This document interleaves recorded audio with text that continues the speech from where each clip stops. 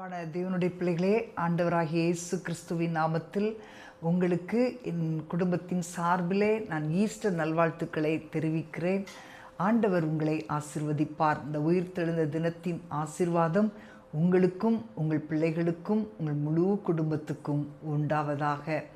இன்றைக்கு நம்ம ஒரு வசனத்தை வாசிக்கலாம். லூக்கா 24:5-6.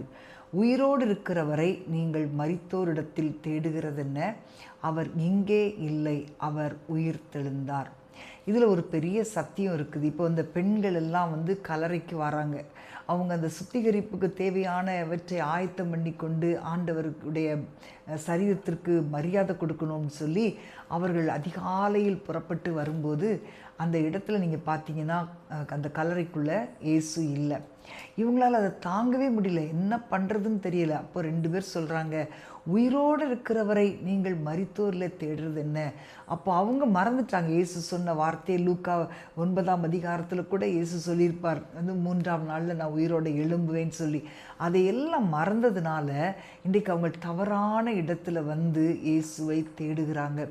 அப்போது நீங்கள் இன்றைக்கி நம்முடைய வாழ்க்கையில் கூட நிறைய நேரங்களில் தவறான இடத்துல கர்த்தரை தேடுறோம். நம்ம ஆண்டவரை ஜெயமாய் பார்க்க வேண்டிய இடத்துல தோல்வியை நம்ம பார்த்து கொண்டிருக்கிறோம். நம்முடைய சூழ்நிலைகள் சரியாக இல்லை, அதை நாம் பார்க்கிறோம். நமக்குள்ள ஒரு பயம் வருது, அதை பார்க்கிறோம். நம்பிக்கையற்ற சூழ்நிலை இருக்குது, அதை பார்க்கிறோம். ஆனால் ஆண்டவர் உயிரோடு இருக்கிறவராய், ஜெயித்தவராய், நமக்கு நம்பிக்கை கொடுக்கிறவராய் இருக்கிறார். அவரை நம்ம பார்க்காம, நம்ம சரியான இடத்துல பார்க்காம தவறான இடத்துல பார்க்கறதுனால நம்முடைய வாழ்க்கையில் அநேக ஆசீர்வாதங்களை இழந்து போகிறோம். பாருங்களேன், இந்த ஸ்திரீகள் மகதலேனா மரியாள் யோவான் 20:15 இயேசுவை தோட்டக்காரன் அப்படின்னு நினைக்கிறார். இப்போது காரணம் என்ன அப்படின்னா, இயேசு செத்து போயிட்டாரு அப்படின்னே நினச்சிட்டு இருக்கா. அவர் உயிரோட எழும்பினார் அப்படின்றத அவர் நினைக்கவே இல்லை. ஸோ கல்லறையை பிடிச்சிக்கிட்டே இருப்பாங்க. இன்றைக்கி நிறைய பேர் கல்லறையான அந்த நம்பிக்கையற்ற சூழ்நிலைகளையே பிடிச்சிக்கிட்டு இருப்பாங்க. ஆனால் ஆண்டவர் ஒரு நாளும் கல்லறைக்குள்ளே இல்லை, நம்முடைய வாழ்க்கையிலே உயிர்த்தெழுந்தவராய் அவர் நமக்குள்ளே ஜீவிக்கிறார். ஹல்லேலூயா. நம்ம வாழ்க்கையில் நிறைய கல்லறைகள் இருக்குது. தோல்வி ஒரு கல்லறை, பாவம் ஒரு கல்லறை, பழைய நினைவுகள் ஒரு கல்லறை, உடைந்த உறவுகள் ஒரு கல்லறை. ஆனால் அந்த இடத்துல தேவன் இல்லை.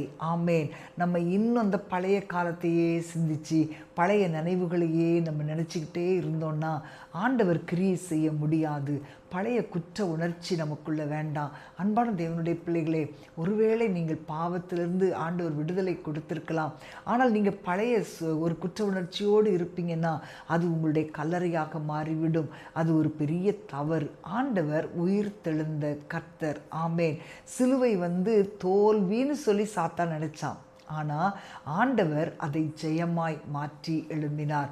அப்போ கல்லறையில் வச்ச உடனே சாத்தான் நினச்சிட்டான், க்ளோஸ், இனிமேல்லாம் முடிஞ்சிருச்சு அப்படின்னு நினச்சான். இல்லை, ஆண்டவர் உயிரோடு எழும்பி அந்த எண்ணத்துக்கு ஒரு முற்றுப்புள்ளியை வைத்தார்.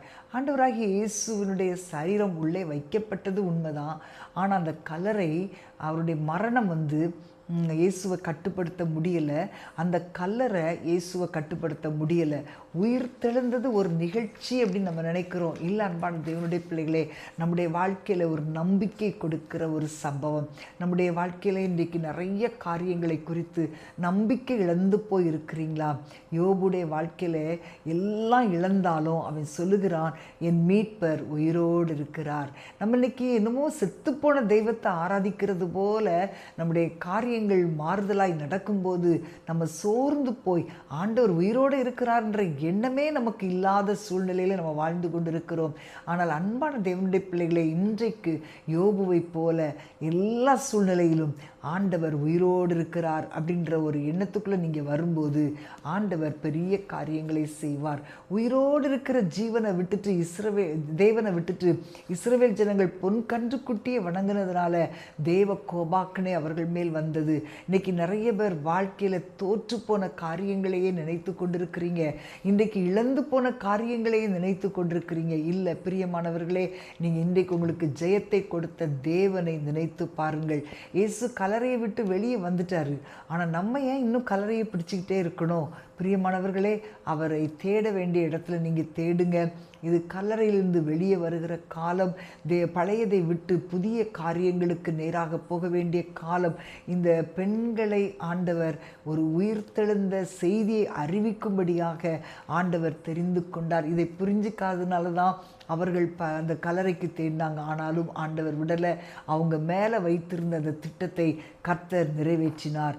இன்றைக்கி நீங்கள் முன்னேறி போக வேண்டிய இடத்துல விட்டுட்டு நீங்கள் பின்னோக்கி அந்த இடத்துல பழைய காரியங்களில் அப்படியே நீங்கள் ஸ்ட்ரக்காகி இருக்கிறீங்களா?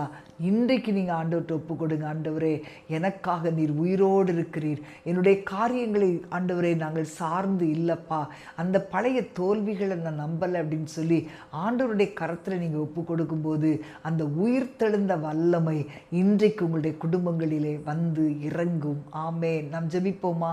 அன்பின் ஆண்டவரே, ஸ்தோத்திரிக்கிறோம் அப்பா.